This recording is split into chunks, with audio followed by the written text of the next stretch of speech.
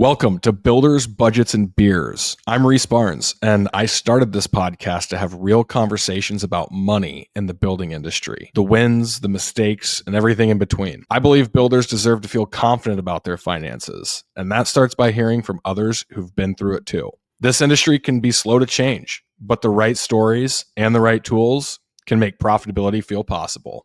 Let's get into it.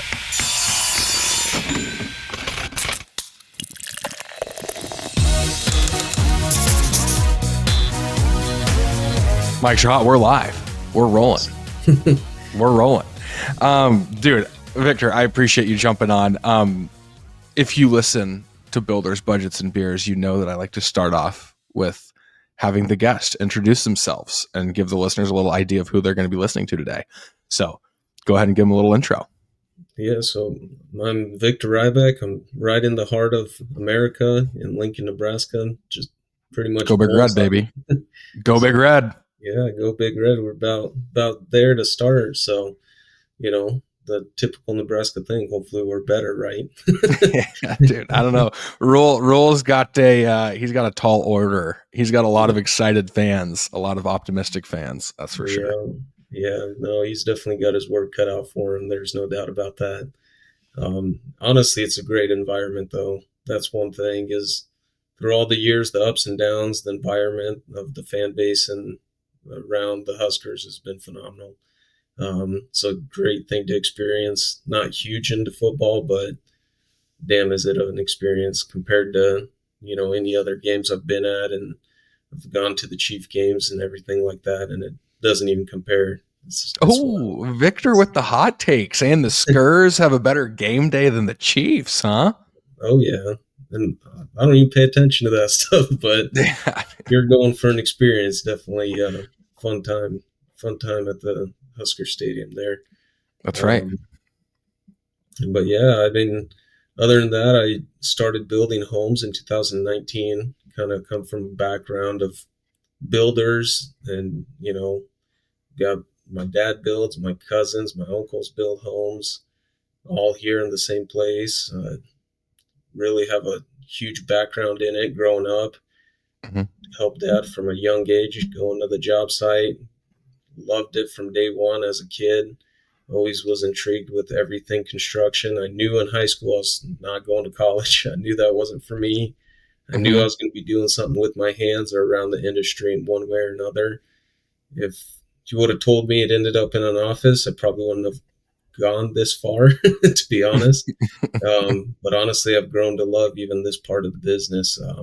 Seeing that early on excitement from my clients and bringing their story to life has been awesome. So honestly, as I've been perfecting the administrative side of things, it's been helping a lot to make that enjoyable for me in one way or another. But yeah, dude, other than that, we just focus on building from the ground up some really nice damn houses. I don't care what the price point is. It has to be built right. That's my thing. So I love it, dude. And that's perfect because I think, so do you listen to Builders, Budgets, and Beers? Yeah, pretty often. When I'm not listening to one of the books, I gotta, keep filling my head with to keep developing and expanding. But the podcast is great for that too. Totally. Where you get a bunch of little nuggets from somebody else sharing their story and their experience. So. Totally. The reason I asked is because I just did an episode, and actually I'm a moron. We haven't even released it yet, but it's going to be coming out, so you should listen to it. It's with Gabe Joseph, and just your story of being like generational, right? Come from a generational background in home building and construction, right? You were a bags on guy, like very much like trades, wanted to get out there, execute the work, and then you ended up falling in love with more of like the business side. I think that's a conversation and a part of the journey that a lot of builders, well, maybe not as many as we'd like to say, but a lot of builders do find themselves coming across, right? It's like you didn't think you'd be sitting in an office and having to manage cash flow. You didn't think you'd be in an office trying to, do all the logistics and supply chain on materials and procurement, lining up subs and making sure everything's going. But it is something that you do fall in love with, anchored around delivering a quality product to the customer. Yeah. I mean, it kind of all comes back full circle, really. I mean, obviously, I'm going to be putting somebody in place for that to handle the day to day, kind of make sure we're staying on top of everything. Um, but I'm huge about understanding everything that I do and every portion that our company does. I got to understand it to a degree. I'm not going to be the one doing it, but I am going to understand it to a point to where we can fill in and we can take over. So I understand how we need to improve it. So when somebody on our team comes to me and says, "Hey, we need to do something better," I could be on board. I can understand their point of view. I can understand their pain points to kind of better, you know, alterate and really adjust our course of action. So Totally. that's one thing I've been pushing for, and recently is developing our process. And that's how I came up on adaptive and met you, and kind of went from there. But I mean, that was a critical role to understand, hey, we got a pain point in our finances. Yes, we use QuickBooks Online. Yes, we use you know a way to track our hours with Busy, which is another great platform. But we were lacking to see that day to day heartbeat, so to say, of our individual jobs, and knowing those vitals. And so this has really been a huge undertaking to do. But it gave me an opportunity to learn something new and understand it and be able to create a process for my team to follow as we keep expanding and growing. Totally. Totally. And before we went live, before we hit record, you had mentioned that you guys are coming across a pretty exciting time in the Yeah. business. Sounds like it's picking up. Go ahead. Yeah. So we slowed down to kind of really slow down to really pick the pace back up about 24 months ago, I would say. And really we were doing great. I mean, we were selling spec homes even in a slow market. We were, making profit. We were a really small team, still are relatively small. I was just going to take the business with the approach to be essentially recession proof. Is Mhm. that's even though we were still making sales, we weren't sitting on the market as nearly as long as others were. We were really successful in hindsight, comparably to anybody else in our area. But wanting to be client focused has always been a huge drive of mine. And then trying to be recession proof was what really got me down that path. And I started looking at possibly turning back over into that full custom tailoring to somebody's needs. And so started pulling back the reins, pulled back of how many builds we were doing, which in of itself is a challenge, obviously, because you're used to one set of cash flow and a certain revenue you're going to do every year. Mhm. And so pulling back comes with its complications. But building out those processes have, have now been implemented really this year, um, and are really taking full force. And we're seeing a huge change come quarter 3 of the amount of leads coming in, the amount of jobs we're doing. We're really back up to where we were 2 years ago, and the amount of starts we have per year, and that's huge. And now I can plan accordingly going forward. That, hey, next year we're looking to do 8 million, and the year after that 12 million, the year after that 18 million. I can say that with confidence because I have the process in place to do so. I know that I've improved my net profit. So seeing that day to day, I can see very early on in a job that, crap, we're we're a little upside down on this. I can't be, give and take situation anymore with my client. You know, Mhm. even though I will help them understand and help them, you know, understand the change orders and all that, I might not be so open to giving on on the financial side of things because we don't have it anymore. Let's, dude, I want to hear like, I want to hear some details on that. Um, so like at the point, like here, let's just use like an example. If you have a project where like, you don't have to obviously share names or anything like that, but like when you recognize in a project, how early do you recognize in a project that you're going to be upside down or that you could be upside down on it? Earlier in the project, I would say a few years ago, I would recognize that probably around, I would say, the drywall stage. And Okay. now I could see that with different softwares, with better takeoff software, with better tracking, I could now see that today. I mean, I could, if there's been an alteration or something off, I can see that pretty much daily now. It's Yeah, but who cares, right? Like at drywall or in real time, like what's the difference? What does it matter? usually there's still a good amount, especially when you're doing a build for a client specifically, or say maybe I've had a spec sell during framing stage where you sit down and it's like, hey, can you just go ahead and include maybe a set of deck stairs? You're like, you know what? Yeah, I know that's probably going to cost me, say, $4,000 roughly to build those set of stairs. It's like, what the hell? Yeah, I'll throw it in for you. It's like I got on the top end, you're thinking you're fine. So you're like, I got, a little bit of retainer in there.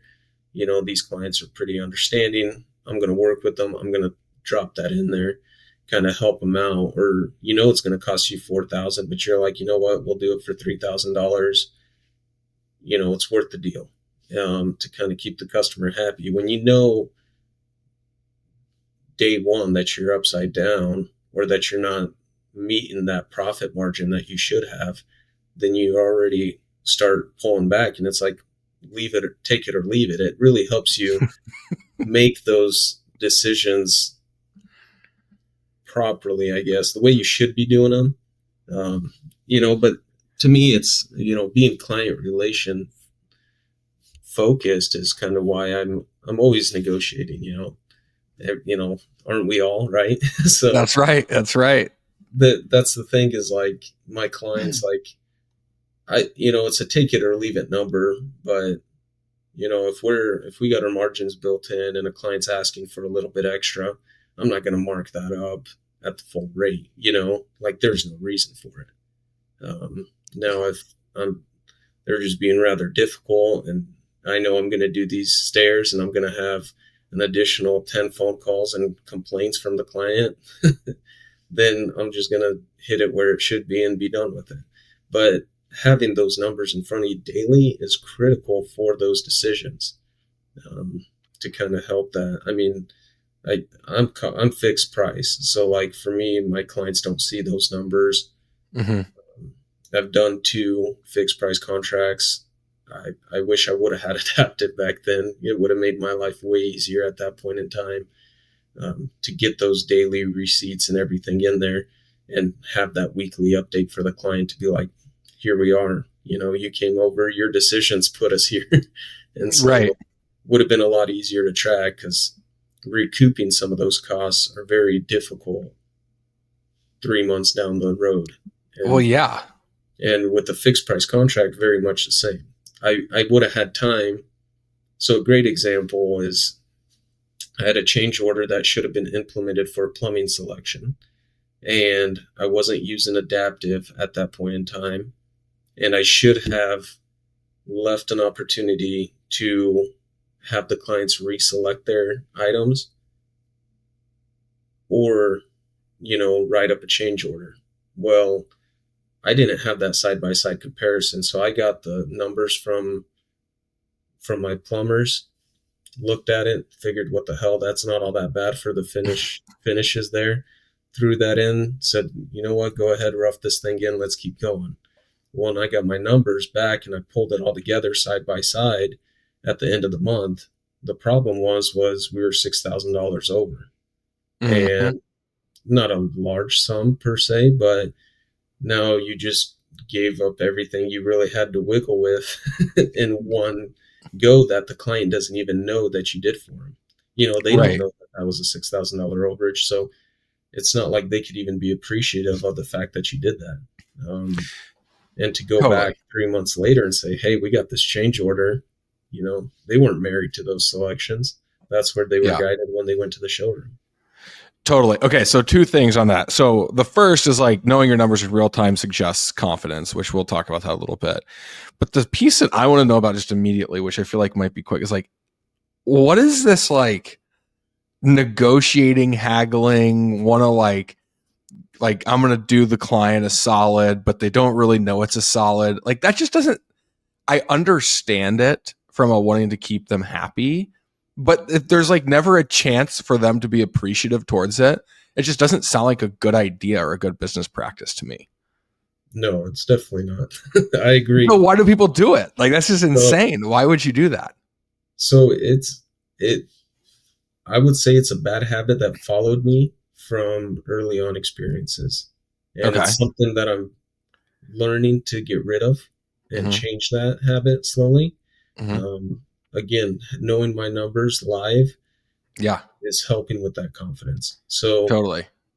and the other thing is being fixed price.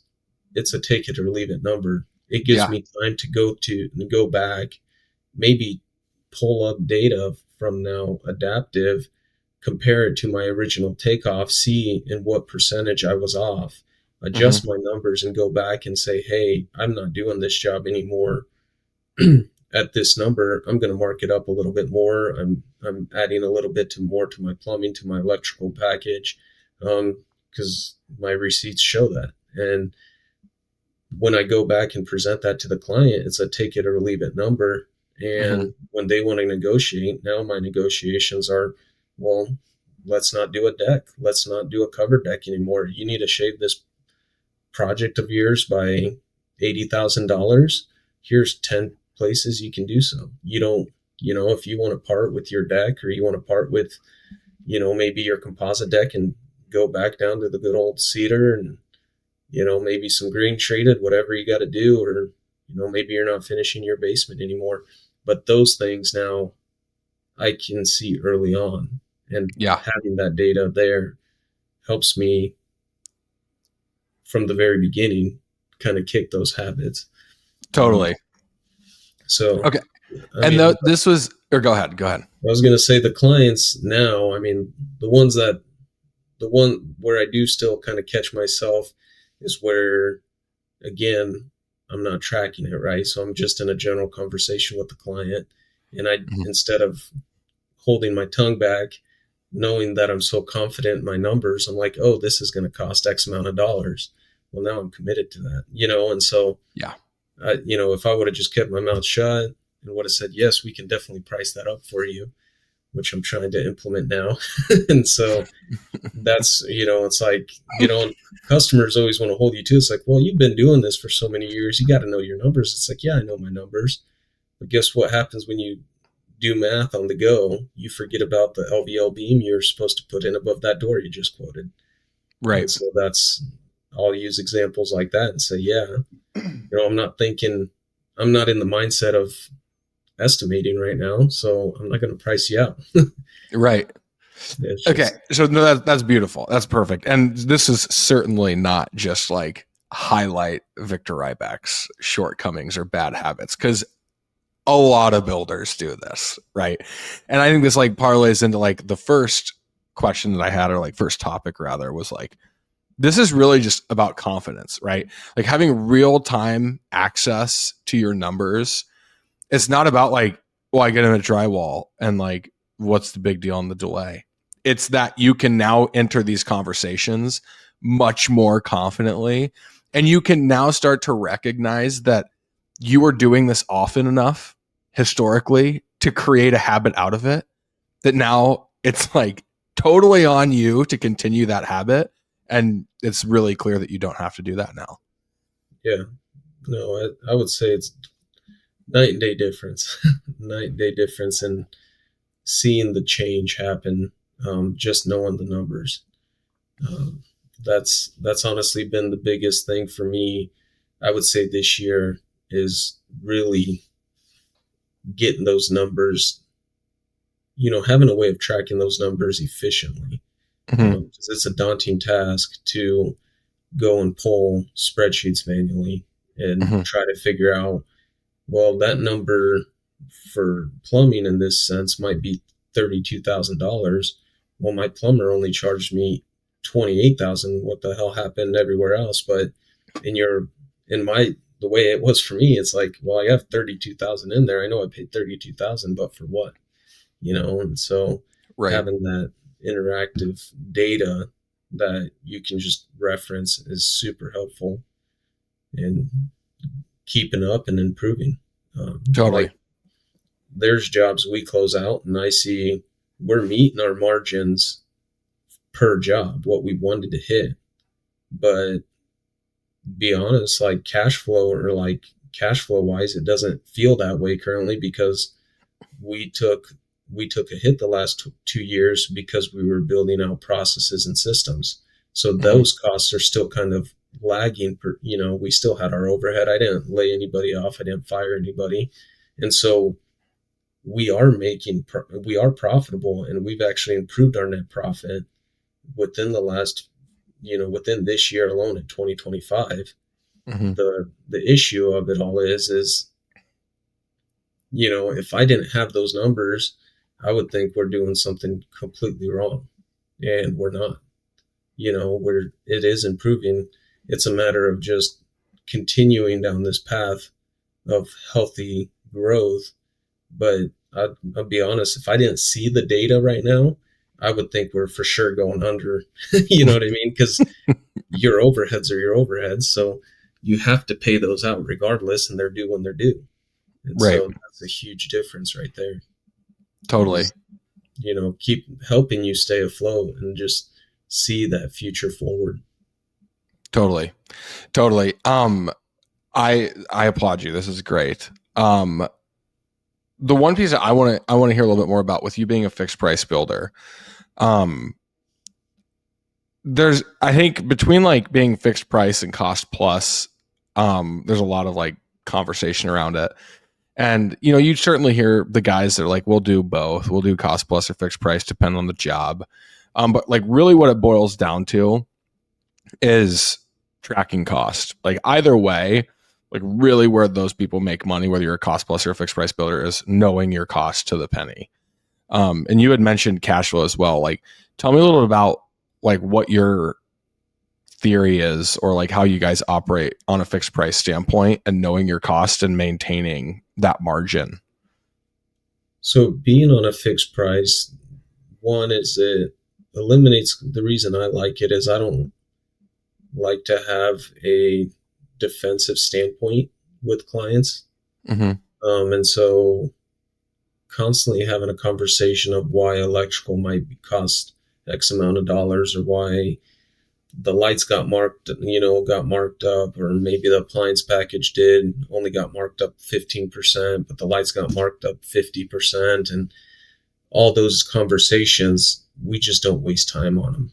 And so the fixed price allows me to give them a line item budget and then just have a grand total at the bottom.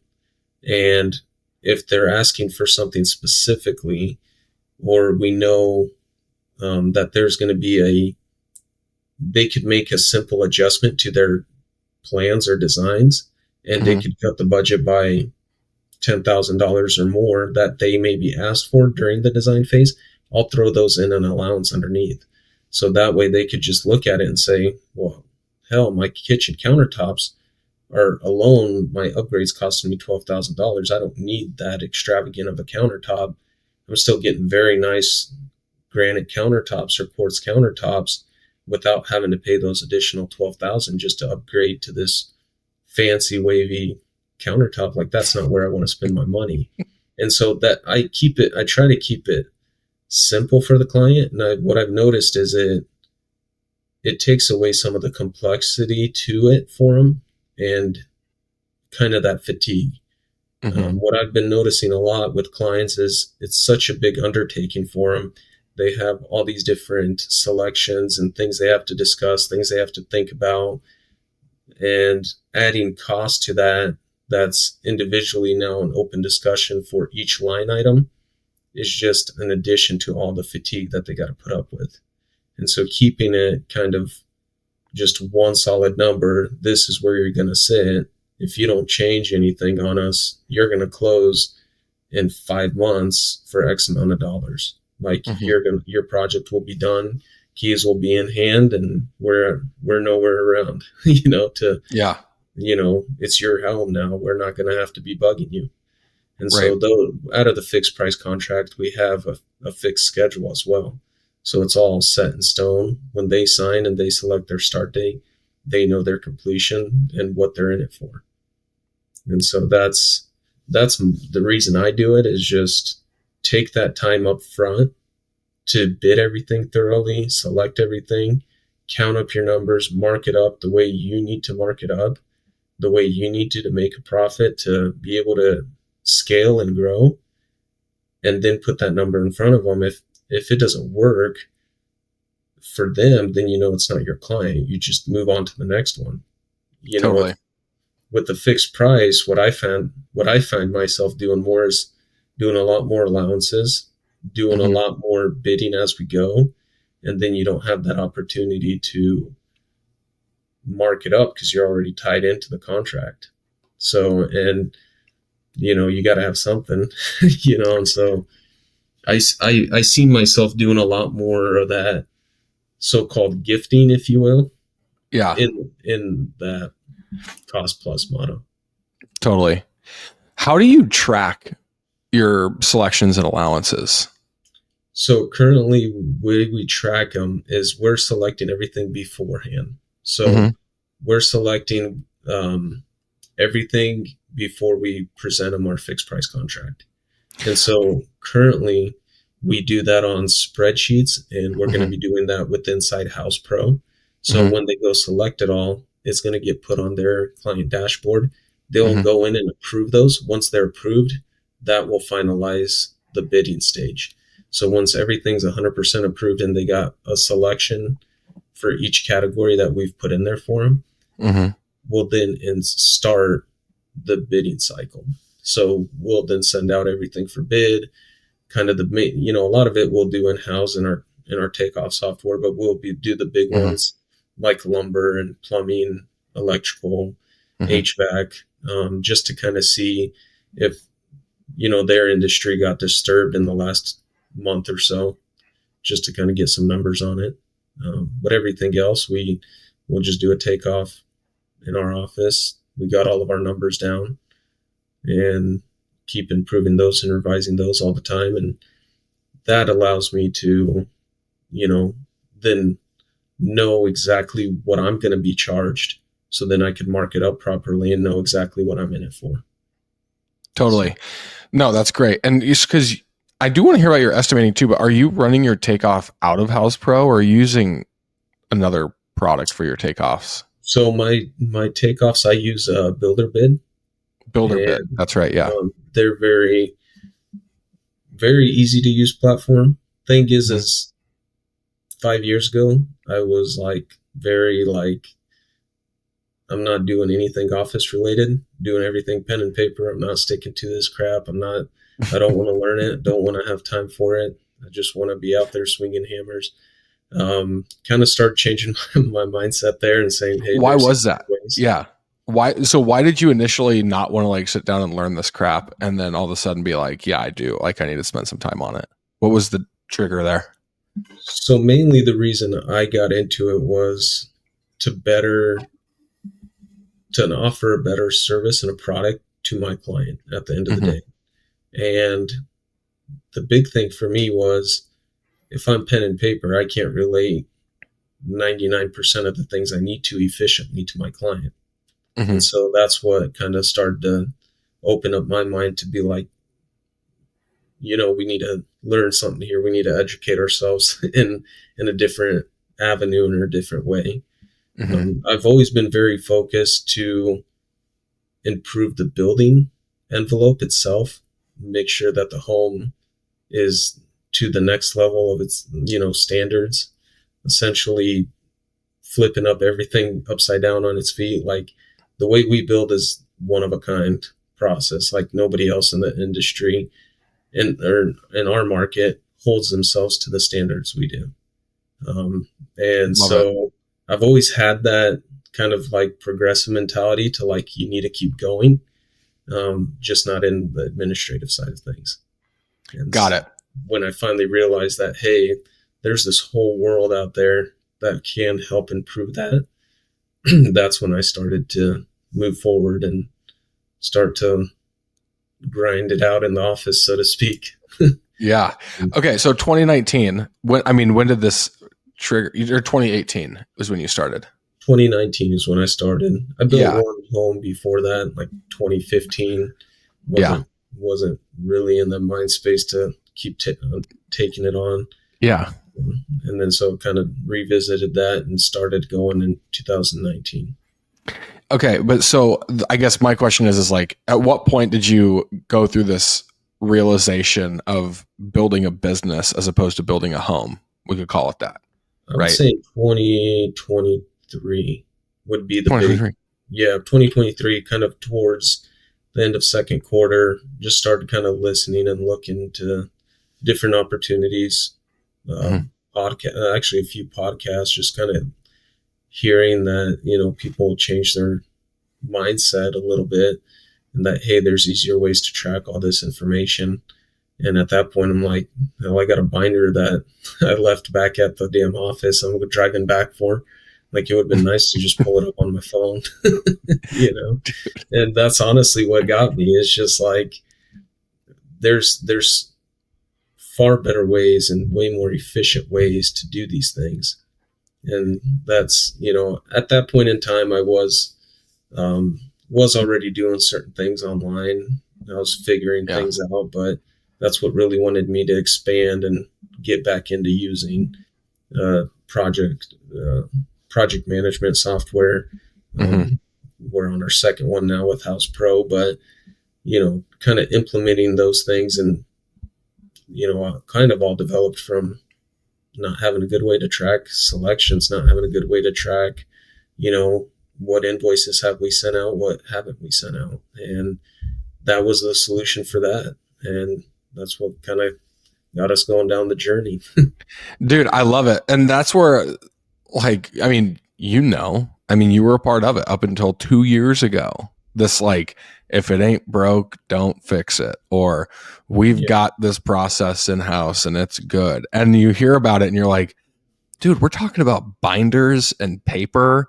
And like, what do you do? Like, you think about the cost, just the added cost, and the owner of a company driving 20 minutes, 30 minutes to a project. If they're lucky, if they're in a big city, hour, and they're like, shit, I don't have what I need. I got to get back to the office so that I can handle this. Like, that is such an absurd waste of time that comes at a cost, right? And why do you think guys hang on to that theory? Why do you think they hang on to this, like, wow, I'm not going to look at software, or, well, I'm not going to do this. We got it taken care of. Basically like this old dog, new tricks concept. I feel like subconsciously, to a degree, it's procrastination. Like, it's not something either you feel is of value to you, or you just, it's a mess of things, so you don't want to get it. You don't even want to start. And that's, I think, mainly, I think subconsciously for most builders and most contractors, is they know their value is far more worth it doing something out there in the field. And so not ever getting involved in it, it's just easier. They don't have to dedicate time to learn something. They don't have to find that time in their day. They just focus on the day-to-day grind and keep on going. And until I've only seen people change course of action is when they hit a complete roadblock of either their leads got burned out, or they've already burned their reputation and it's kind of past point of repair. So only 2 times I've ever seen anybody change anything. Yeah. Dude, I think so. I think you're spot on. If you've heard in other episodes, I'm just like, how many times did builders have to go through these circumstances? To your point of like, the pipelines ran out, right?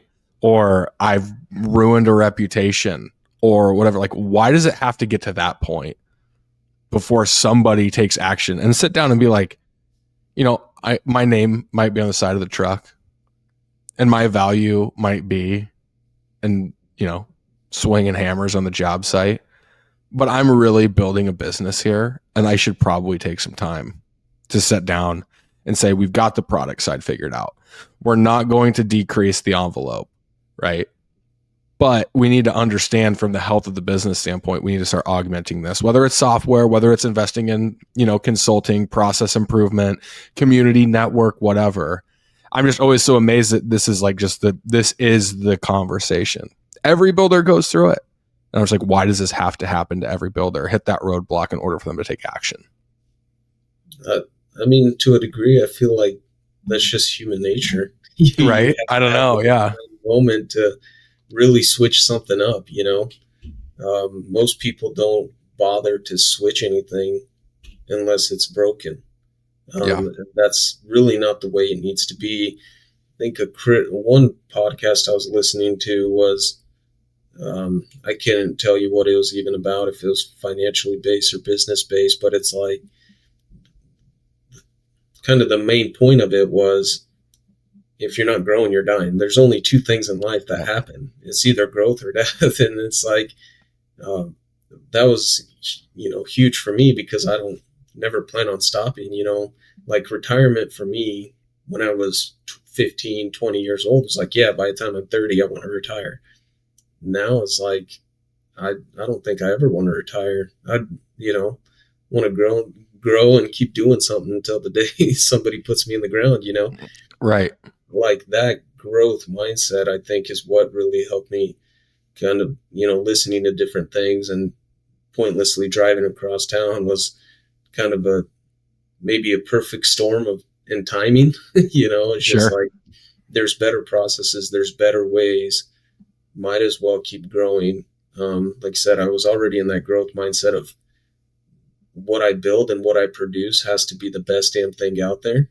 And so that drive was already kind of there for me. So I don't think I had to hit like just an ultimatum, like we got to either burn this ship and jump off or we got to, hurry up and fix these patchy holes. Or, like I wasn't at a point where like I had to change course of action. But I did my motivation was becoming recession proof and, growing and expanding and making a client experience great. So totally. I can't say that I've seen it. I've seen a lot of people hit that roadblock and jump off. I've seen a lot of people hit a roadblock and change dramatically and improve things. For me, it's just, I think I kind of did that with my last business. If I'm going to be honest, being a tile installer, I grew it to a point. I just didn't care to expand past that point. We were profitable. It was a pain in the ass to keep track of those profits, nevertheless. But I just didn't have a passion or drive to expand it anywhere past that. So I just said, to hell with it. We're done doing that work. And I was already 2 years into the home building. So I just said, hey, I don't want nothing to do with tile anymore. I'm just going to shut these doors and we're moving on. So you shut it down, or did you sell it? I just sold it for the assets that it was worth. So it wasn't much. So it was worth selling because it was one of the main guys that I had running it. Was kind of my main point of contact there, that was really operating the whole damn business anyway, because I was focusing on home building. And so I was doing very little in there anyway. So I just, sold it to him for the assets it was worth. And now I hire him to do all my tile work. So love it. Love it. That's exactly the way I need it done. So yeah, that's awesome, dude. That's awesome. I think so with you having started in 2019, I mean, you're 6 years in for simple math. Yeah. What would you say to the builders? Because I think, frankly, like, you've got a hell of an opinion on this stuff for as new as you are to this game. Obviously you were raised by builders, like your whole family was in it, but like I would say from like a how you view business and how you take action is quite solid. So good for you. What advice would you give the builder that's just starting out, or even the builder that's 5-10 years into a business that is hitting some of these roadblocks that you're talking about? What would you tell them? To work on the processes and the systems. It Mm-hmm. almost doesn't matter if you're just starting out or if you're already in it. There's always needs to be an improvement to those processes and systems, and how you document them and how they're available to your team. I wish I would have started off, to the guy who's just starting, I wish I would have documented better everything that I was doing, at least to a degree. So when I was bringing people on, it'd be a lot easier to onboard somebody. Mm-hmm. But if we were to, in the state that we are now, I spend a lot of my time just trying to sit down and build a specific process for this. Not that I don't have one, I have one, but I'm trying to like specifically sit down and think it through, because I'm not the one doing it anymore. But I know exactly what needs to happen. It would have been just a lot more efficient and simpler to just, record my screen or record myself doing it while I was in the midst of all of it. So, just similar to what's popular now of recording everything you do and throwing it on YouTube, just record it for yourself so you could have all that data essentially, if that's out in the field or if that was something you did in the office, have a way of recording it to just build systems off of it. That's what's going to make you scalable. That's what's going to help you take things to the next level. The biggest roadblock for anybody is hiring, right? Well, the number one roadblock is you don't have anything for them. You don't have anything to give them. And so guess what? Now you need a solid week or month of your time to onboard this person, to come to find out that they're like, nope, this is too much work. And so you just collected all your stuff for a month. And that's the biggest thing I see within my own experience that I would want to change, is better overall documentation of everything. And, and the thing is I had the idea right from the get-go. I just didn't do it. Yeah. I would have. Yeah. So, I mean, are you talking like sit down, laptop, and pull up a Word doc and just start typing a step 1, 2, 3, 4, 5? Or when you like, what does your actual like documentation process development look like for your team? So now what I do is I just screen record using Loom. Mm-hmm. So I'll just sit down, do a short screen recording of how I'm doing something. And then what we're doing now is we're recording. So like my project manager is out there and he's recording things he does. So if he's doing a task that as we grow and scale, he won't be able to handle anymore, like doing some of that detail work or, how we water soak in the process and the importance of it, he's out there now with a GoPro recording all that. And so we'll use that information to build videos out. So when we assign that task to somebody in the future, they'll get that task with the link of what to do. So if they feel stuck, they're not calling him, they're not calling anybody else, wasting our team's time.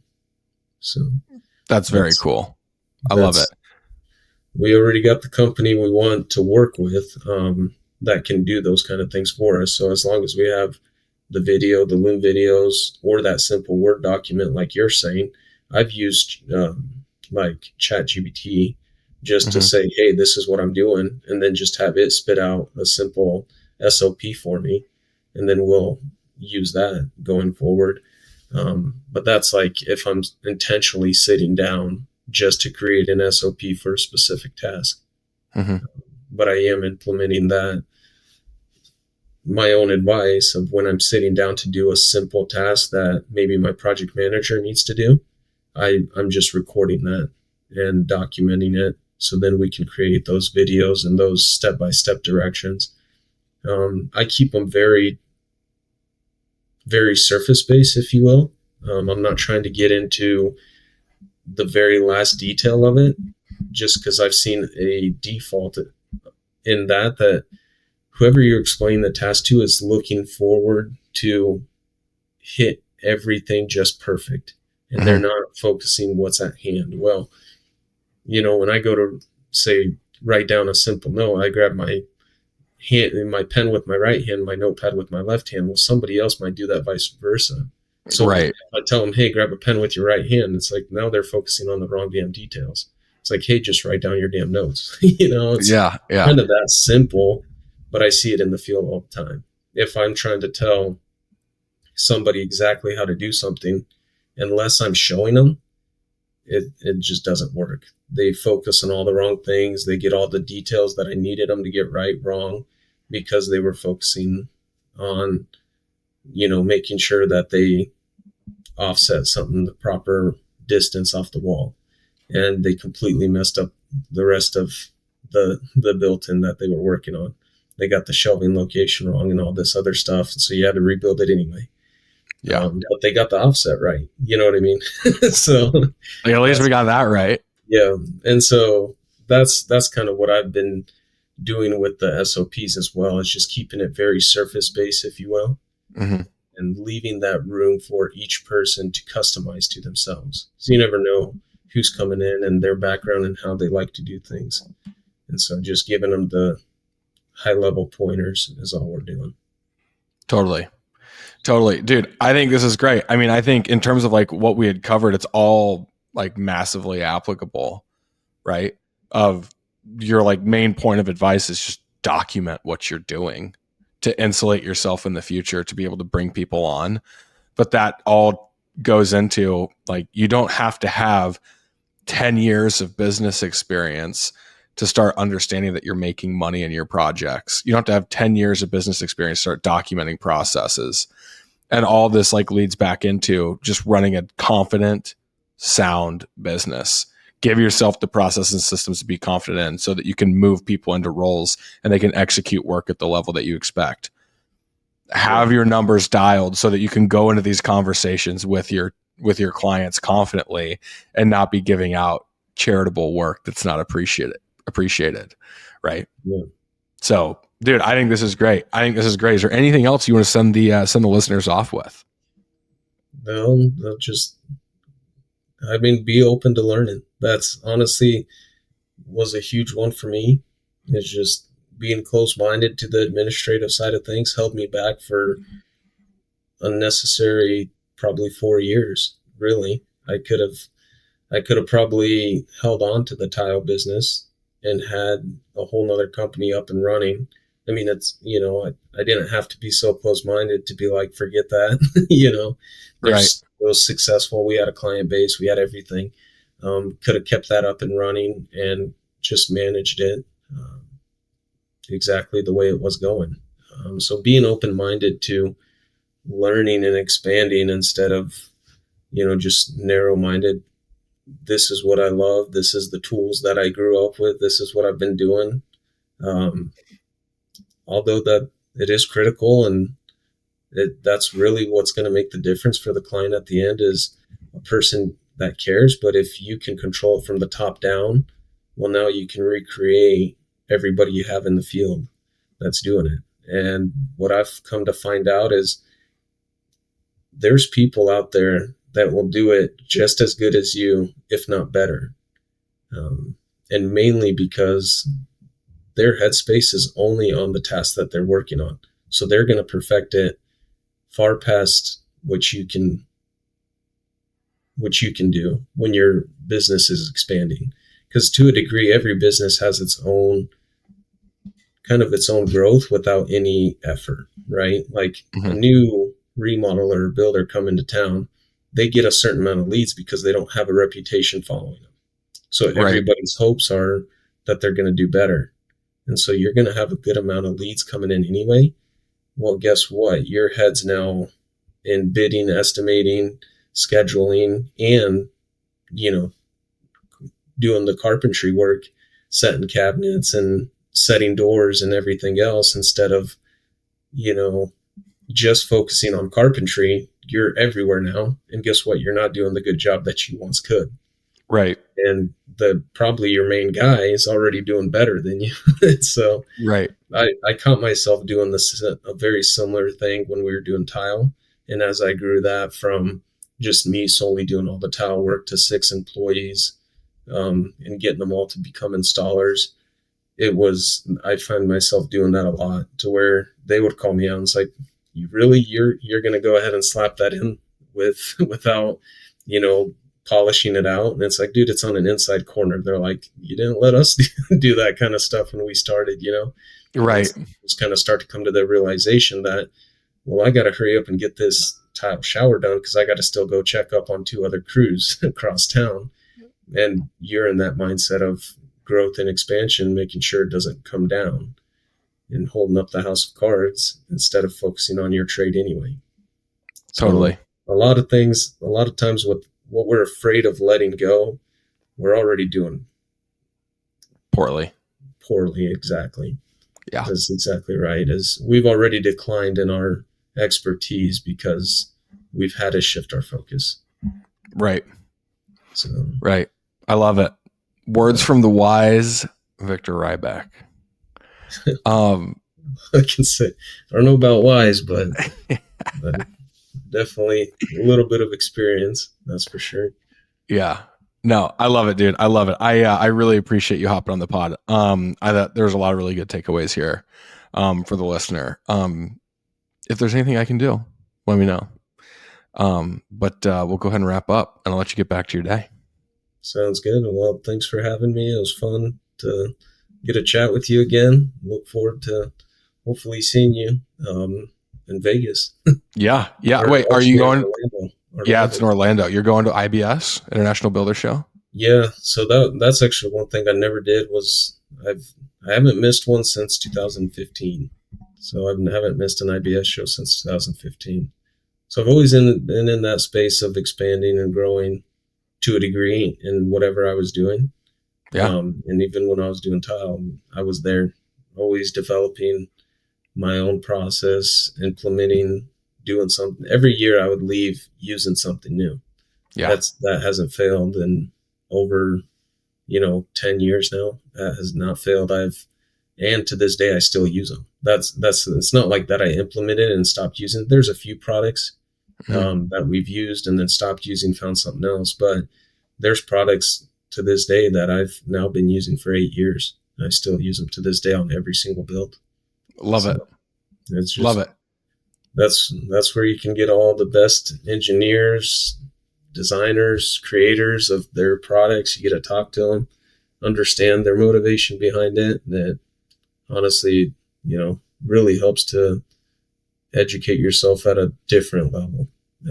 When you get to talk to the engineer and the designer, creator of the product, and they can share that information with you, you're not going to learn that in a classroom. You're not going to get that in a textbook.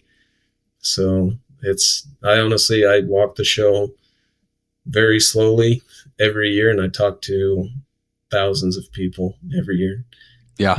4 days is too short for me. I know other people are like, we ran through it in a few weeks or in a few days or in a few hours, ran the whole show. It's like, well, that was useless. But right. They're going so they can get on the blackjack tables. Yeah. They're not going to learn. Yeah, no, I'm there as, for some years, hour before it starts, just so I can get in right on time, be right, in that first flow of people coming in, and I'll be the last guy walking out. So I love it. Well, yeah, dude, you have to swing by the booth. We'll certainly be there. I know we have our booth. I don't know what it is. I should probably know that, but yeah, you'll definitely have to swing by. And we'll probably do like some type of client appreciation event dinner. So keep an eye out on your inbox for that. Look forward to it. I'll definitely see you there. So love it, dude. Cool. Yeah. Well, go Big Red. You keep doing what you're doing, Victor. You're on a good path, my friend. And hopefully these interest rates coming down keeps everything flowing the way that it needs to. Yeah. We'll have to be back when we hit 18 million. That's right. So yeah, what is that? That's going to be in 2028. Is that what you said? Yeah, 2028.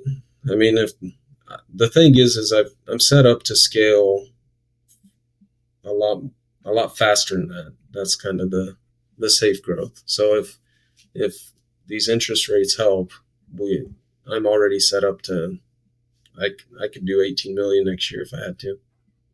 I love it. I I love already it. know the project managers I have coming in place of everything. So uh, none of that is now a gray area for me anymore. Knowing profits really improve that. So Yeah. that's I if I have to, might be doing an $18 million podcast. There we go, dude. Yeah, we'll have you back. Hey, how about that? As soon as you hit 18, we'll have you back on the pod. Sounds good. Now we could do it earlier. We could have you come back on earlier. It doesn't have to be 18. I've just gotta hit 18 million faster, right? That's right. That's right. Yeah, dude. I actually have an opening next week. If you want to, I'm just kidding. I'm just kidding. Sell them quick, right? That's right. Sell them quick, build them fast. Yeah. All right, Victor. Well, we have successfully ended this podcast on a classic Midwestern goodbye. So I appreciate you, dude, and we'll chat soon. Take care. See ya.